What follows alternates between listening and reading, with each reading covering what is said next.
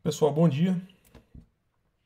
Aqui na nossa sétima aula, a gente vai continuar a ver correlação e algumas propriedades e teoremas importantes e vários exemplos também para amaciar esse conceito, tá?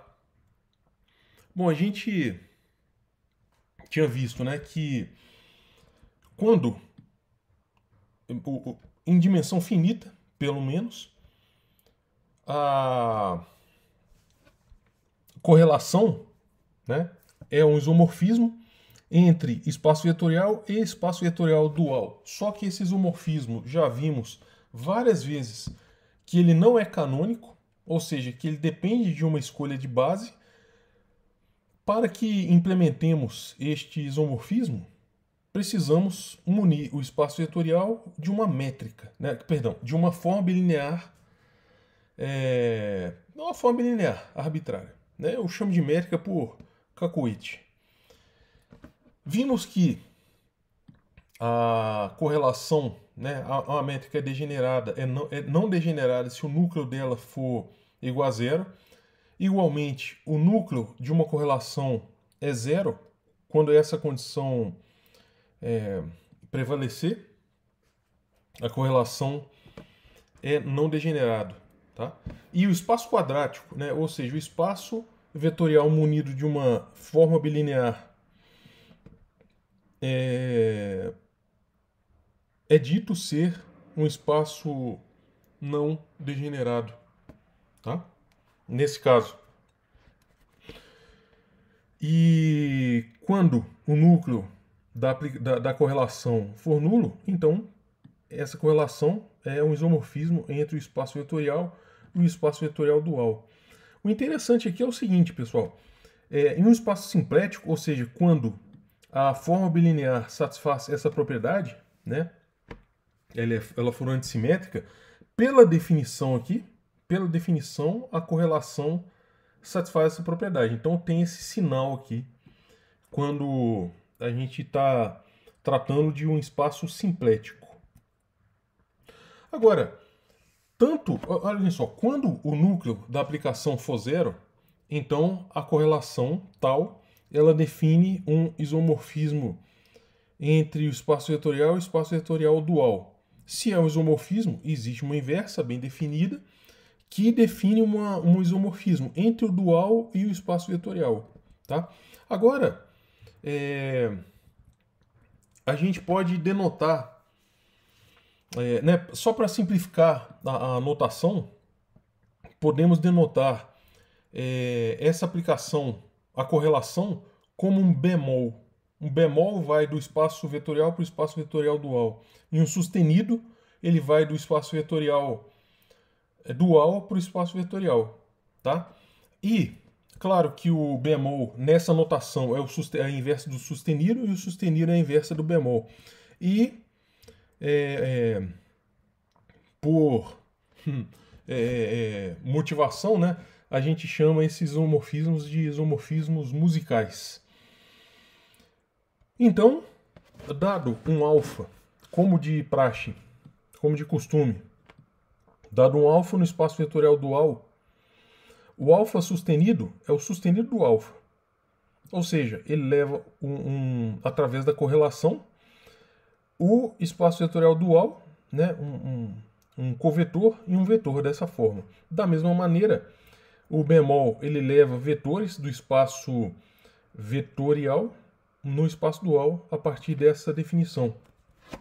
E é claro que, né, vamos voltar só no slide anterior, definimos a correlação dessa maneira, a partir da introdução de uma métrica no espaço vetorial. Então é claro que por essa definição temos que o V bemol agindo em U, né? Olha só, o bemol ele vai do espaço vetorial no espaço dual. Então esse V bemol é um elemento do espaço dual. Quando ele age em U, ele leva no escalar, que é esse escalar. Tá? É a métrica, é a forma bilinear agindo em V e U. Da mesma forma, o alfa dual, o alfa sustenido, ele é um elemento do espaço vetorial e ele é definido na métrica, na forma bilinear, dessa maneira. tá? E isso é um escalar. Para vetores, dado um vetor V, que EI é uma base do espaço vetorial. Então o V ele pode ser expresso como uma soma, uma combinação linear de vetores da base. E VI agora são os componentes do vetor, né? Ou seja, são os coeficientes da combinação linear nessa base. E a mesma coisa para o U. Então, se a gente escrever o V dessa maneira na primeira entrada e o U dessa maneira na segunda entrada, temos essa soma, onde esse G e J são a forma bilinear avaliada nos vetores EI e J da base. E neste caso aqui, né, como o G é sempre uma forma bilinear simétrica, né, essa notação que a gente usa, isso significa que o G e J é igual a G e JI. São os componentes da matriz associada à forma bilinear. Então, olhem só, o V bemol, né, que é exatamente a correlação agindo no V, leva o V no espaço dual, agindo em U vai dar um escalar, né? E o escalar, ele é expresso dessa maneira. Aqui o V bemol I são os componentes do vetor dual associado a V, tá? Então, olha só, quando eu tenho componentes aqui, ó, aqui essas VJ são componentes do vetor V na base do espaço vetorial, tá? Então, quando as componentes do vetor associado dual nesta base, dual a esta base, ela é simplesmente a soma, né, essa soma aqui em J de G e J, VJ. E equivalentemente, a gente tem a mesma coisa para a base. Porque olha só, isso daqui é uma base, E e bemol, é uma base do espaço vetorial dual. Tá? Porque o bemol leva EI, do EI com índice embaixo e EI com índice em cima, através dessa prescrição. Mas tem a métrica misturada aqui. Tá? Exemplo, para que isso fique bastante claro. Exemplo, na aula passada, vimos que no espaço vetorial R2, a gente tem vetor U de componente x1 e y1, vetor V de componente x2 e y2. Tá? Definimos o produto interno dessa maneira. Esses coeficientes aqui, 7 e 17, entram de maneira não usual. E a gente pode escrever essa forma quadrática dessa maneira, x1 e y1, vetor linha mesmo, uma matriz com entrada 7, 0, 0 e 17 e um vetor coluna aqui. A gente pode escrever o produto interno então dessa maneira, de maneira que essa matriz aqui no meio é a matriz que gera o produto escalar. Tá? É a matriz que gera o produto escalar. É a essência do produto escalar. E, portanto, o produto interno, a essência desse produto interno é esta matriz aqui. Então, o que eu chamei de G e J, né, que nesse caso aqui, onde tem espaço de duas dimensões, é uma matriz de entradas G11, G12, G21 e G22, essas entradas são exatamente 7. O G11 é igual a 7, o G12 é igual a 0, o G21 é igual a 0 e o G22 é igual a 17. Então essa é a essência do produto interno. Então, o que a gente está querendo dizer? A correlação, que é o bemol, ela leva vetores, o E1, né, através dessa prescrição. Como aqui, olha só, o I é igual a 1, né, então a gente está só preocupado com 1 até agora. Então, aqui a gente coloca G1, J e J. Então, a gente tem que estabelecer essa soma para essa matriz daqui. Tá? Então, essa soma vai ser G11 E1 mais G12 E2. G12 é igual a 0, G11 é igual a 7. Então, o E1 do espaço vetorial é levado através desse produto interno ao 7E1 no espaço dual. Note que há uma dilatação aqui do vetor, né? Então, a correlação, quando o produto interno o produto escalar, né? Aqui no caso, ele não usual, ele é diferente do produto interno canônico. Existem coisas bem interessantes aqui acontecendo. Então o E1 no espaço vetorial é elevado em 7E1 do espaço dual. Da mesma maneira, olha só, o bemol é a correlação que depende da métrica. Então vamos aplicar essa expressão aqui no E2. O E2 é elevado na soma em J de G2J e J do espaço dual. O J aqui lembra, pessoal, que está o índice em cima. Então isso daqui, abrindo a soma, é um G21E1 mais G22 E2.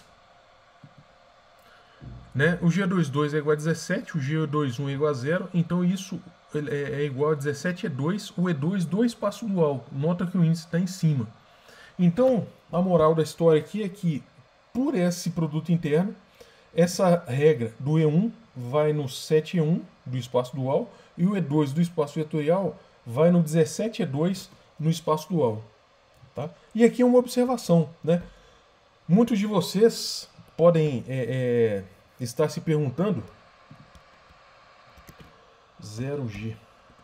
Muitos de vocês podem estar se perguntando por que em geometria analítica a gente já não via espaço dual. Né? É possível que em álgebra linear, a primeira álgebra linear lá da graduação, vocês já tenham visto definição de espaço dual. Né? Mas isso é mais comum num curso mais avançado de álgebra linear. Mas aqui, pessoal, o interessante é o seguinte, é que em geometria analítica, o produto interno, esse é o produto interno em R2, né? Em R3, Rn pode ser imediatamente implementado, mas aqui só para a gente ver o que está acontecendo, em R2 eu tenho esse produto interno canônico, quando é canônico, significa que a essência, a matriz que é a essência, que é o ingrediente principal para se construir o produto interno, é a matriz identidade. Tá? Essa forma quadrática eu posso escrever dessa maneira. E se vocês repetirem essa definição aqui, da receita de como levar base do espaço vetorial em base do espaço dual, eu levo espaço vetorial no espaço dual, de maneira canônica, então o E1 do vetor é elevado no E1 covetor e o E2 vetor é elevado no E2 covetor. Né? Então, de maneira computacional, neste caso exclusivo, né, não há distinção computacional entre o R2 vetorial e o R2 dual. Tá? Então é por isso que em geometria analítica não é tão comum a gente ver espaço dual, porque computacionalmente é similar. Tá? Mas quando a gente sai do produto interno canônico, como no exemplo que a gente viu aqui, né, então os resultados são totalmente não usuais. Tá bom? E fica mais interessante ainda quando a métrica, a forma bilinear, tem elementos fora da diagonal também, que define o produto interno. Né? Não tem problema. Claro que define um produto interno se os quatro axiomas do produto interno forem satisfeitos, né? Claro. Mas de qualquer maneira, eu posso munir o meu espaço vetorial de qualquer forma bilinear. Nesse caso aqui simétrica, né? Não, pode ser tem que ser simétrica porque é não degenerada, né? A simplética vai haver um certo tipo lá de degenerescência. E pode não ser um produto interno, mas mesmo assim eu vou ter regras específicas de passar do espaço vetorial para o espaço vetorial dual, mesmo não sendo um produto interno. Tá? Agora olha só, se eu pegar essa definição, vamos pegar aqui, ó, esta definição, e fizer o sustenido, como o sustenido é a inversa do bemol, né? Eu caio exatamente nessa expressão aqui, uma soma de k igual a 1 até a dimensão do espaço vetorial. Então, isso, como o resultado disso é o próprio vetor inicial, então aqui eu posso colocar o delta de Kronecker, e significa que a matriz com índices em cima é a inversa do da matriz com índice embaixo, porque o delta de Kronecker é exatamente um tensor cujas componentes são as mesmas da matriz de identidade. Tá?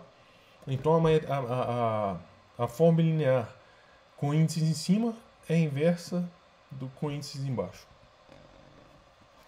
A gente já viu que a gente pode associar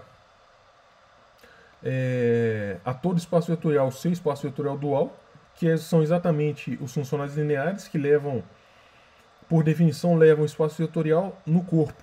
Tá? A gente mostrou que se a dimensão for finita, as dimensões são as mesmas e a gente ainda constrói isomorfismo canônico. Pessoal, atenção, eu não gosto de voltar slide não, mas eu preciso voltar o slide pelo seguinte: esse tal é um uptal. Uptal. Ele leva espaço vetorial no espaço vetorial dual. Tá? Agora, este tal aqui é o tal canônico. É o tal grego mesmo. Ele leva espaço vetorial no espaço vetorial bidual. Tá? Agora a gente vai utilizar essas definições primeiro para definir essa aplicação aqui. Dado um elemento do corpo dos reais, tá? Aqui o corpo dos reais é mais, pessoal, isso daqui ele pode ser expandido para qualquer corpo. Na verdade, isso aqui vale para qualquer corpo. E alfa é um elemento, é um covetor, V é um vetor. Ao invés de a gente denotar alfa de V, a gente também vai denotar esse alfa, essa notação, essa forma bilinear, tá? Não necessariamente é um produto interno, mas a gente vai denotar por isso. À esquerda aqui entra um covetor, um elemento do espaço dual, e à direita entra um vetor. E essa aplicação é linear em cada um dos seus argumentos. É linear na primeira entrada e é linear na segunda entrada. Tá? Houve uma transposição aqui. Então, vamos só consertar aqui.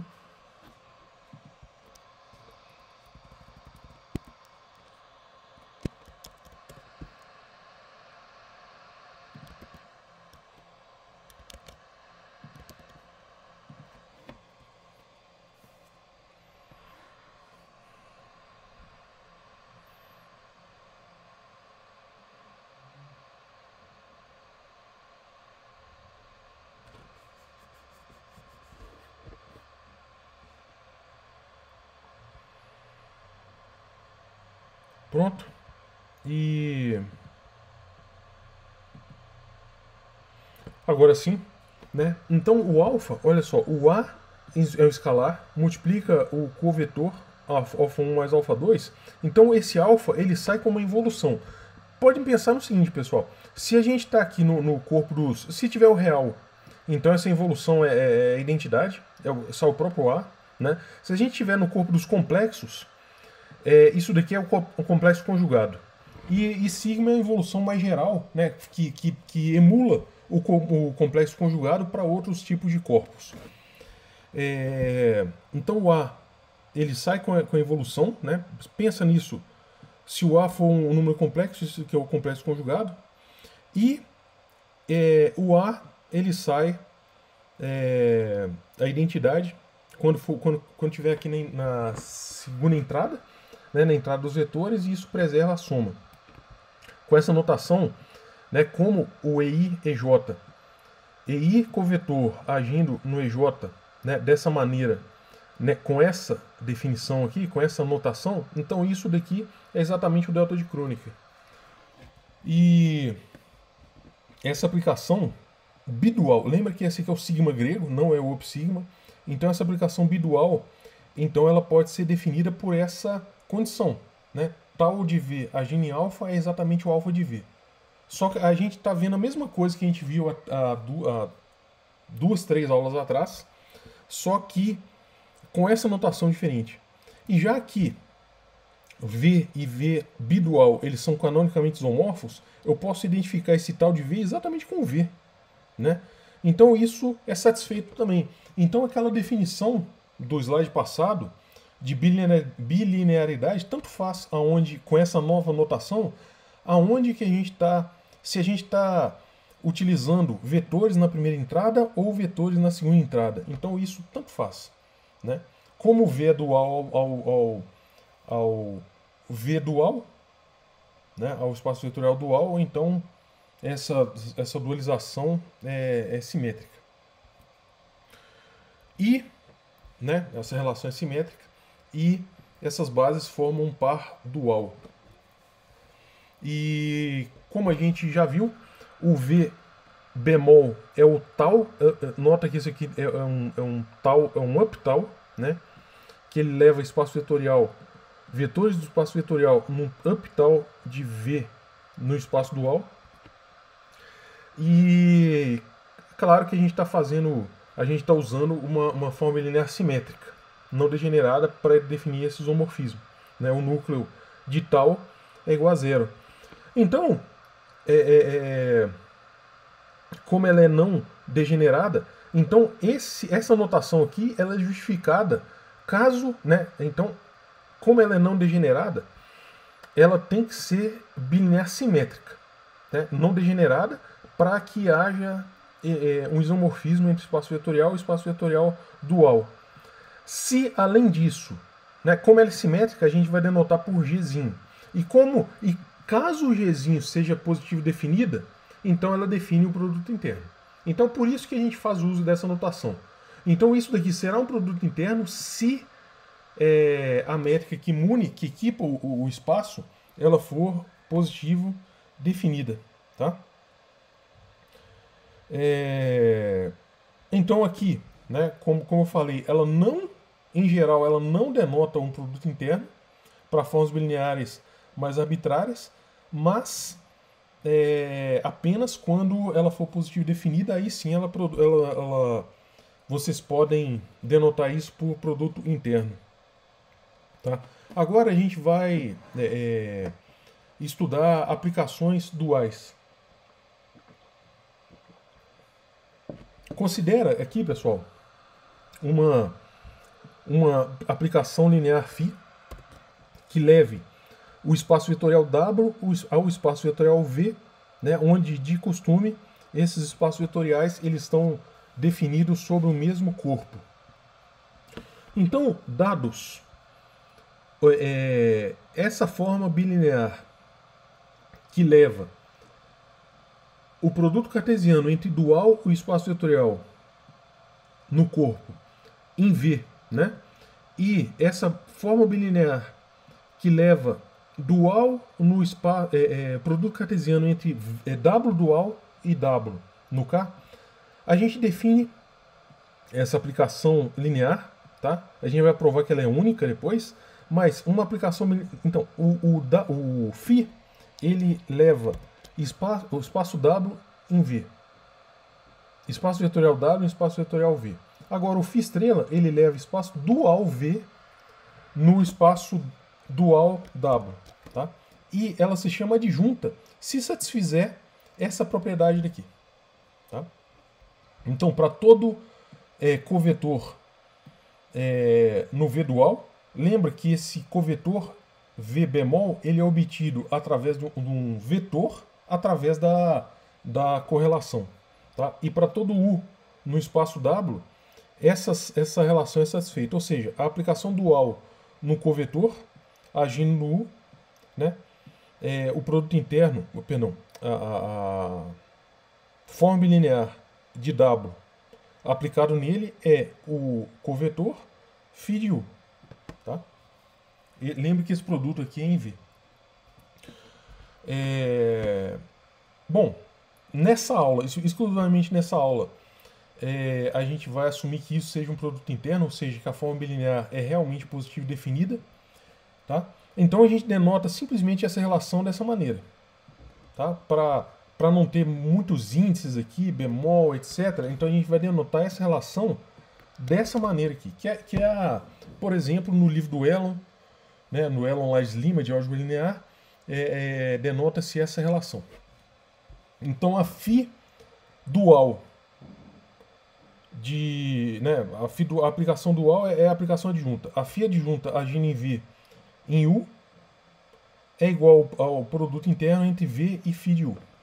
Essa aplicação é única, tá? Porque se houvesse duas aplicações duais, né, adjuntas, satisfazendo essa propriedade, então a gente pode somar ambos os lados por menos essa aplicação, e como cada uma dessas aplicações são lineares, né, a gente pode escrever isso como uma soma, né, nesse caso uma subtração, e isso daqui vai ser igual a zero. Tá?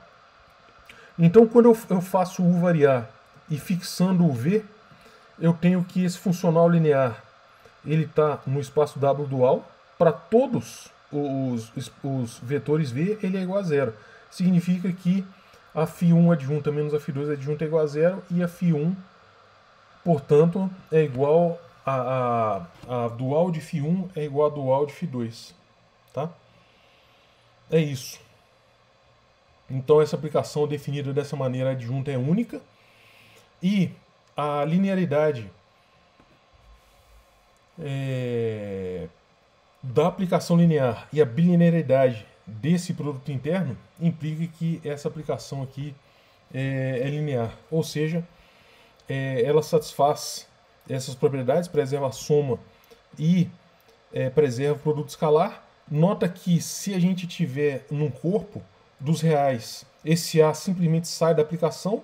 Se tiver no corpo dos complexos, é o complexo conjugado. E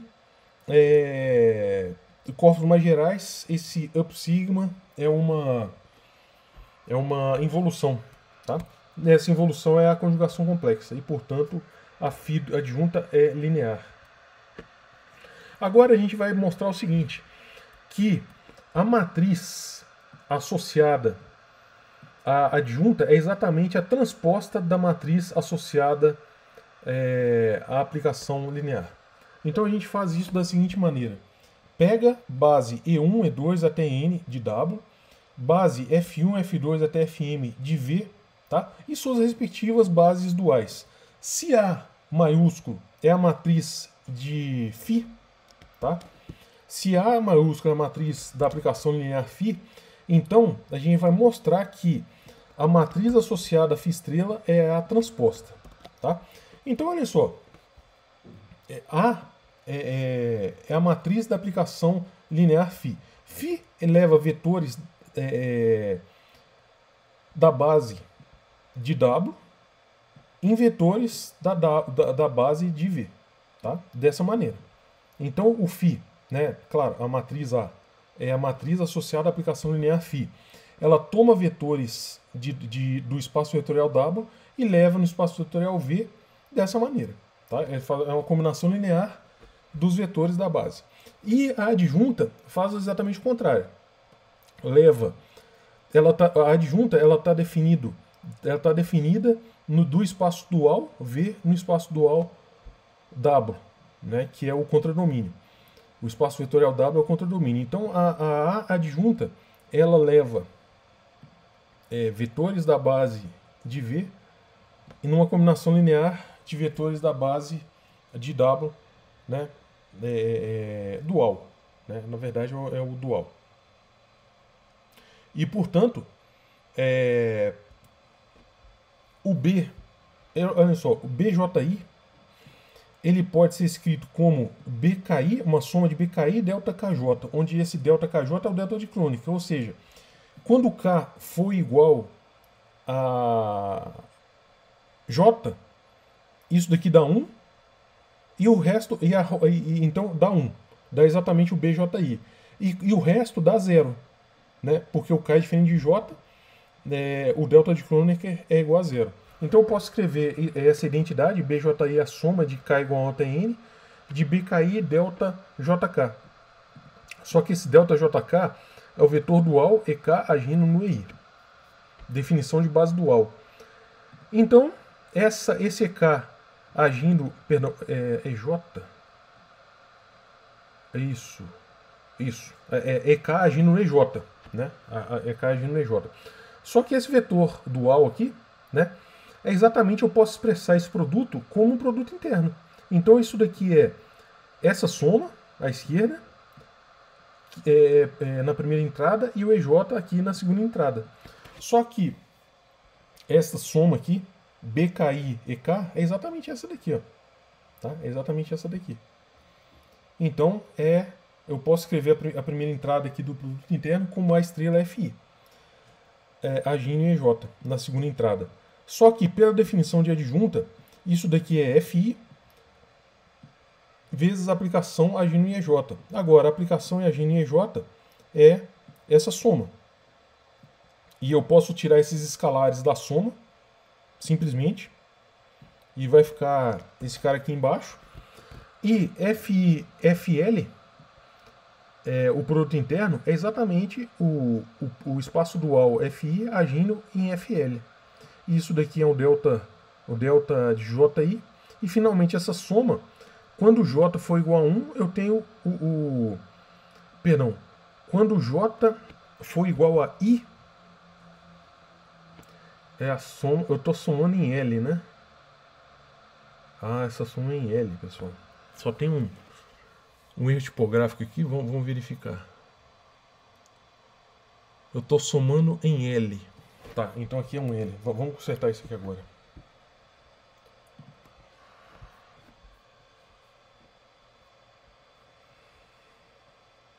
Soma em L. Então vamos ver. ALJ FI, aqui é FI dual agindo em L. Então é delta IL. Tá? É delta IL.